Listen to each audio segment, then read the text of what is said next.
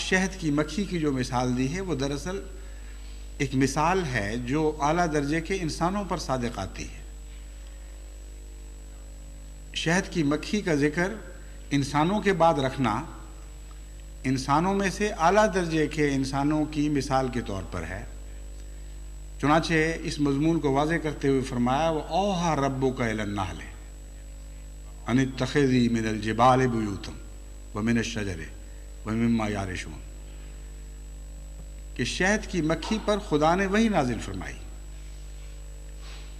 اور وحی کے نتیجے میں اس میں عظیم الشان تبدیلیاں پیدا ہوئیں۔ اس مکھی کے مقابل پر ایک عام مکھی بھی ہے جو وحی سے محروم ہے۔ ان کی ظاہری شکلیں ایک دوسرے سے ملتی ہیں، ایک ہی طرح اڑتی ہیں، دیکھنے میں ایک دوسرے سے کافی مشابہ ہیں، مگر ایک وہ ہے جو گندگی پر منہ مارتی ہے اور ایک وہ ہے جو پھولوں کے رس چوستی ہے۔ اور پھولوں میں ایک ایسی بات ہے جو پھلوں سے بھی اعلیٰ درجہ کی ہے۔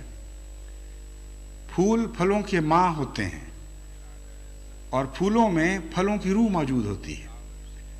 نہایت ہی اعلیٰ درجے کی روحانی لطیف غذا ہے جس سے اوپر غذا کا کوئی تصور ممکن نہیں۔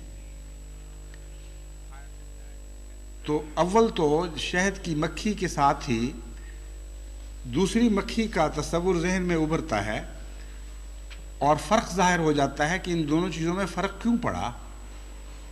فرمایا فرق صرف وحی کا ہے، تعلق باللہ کا ہے۔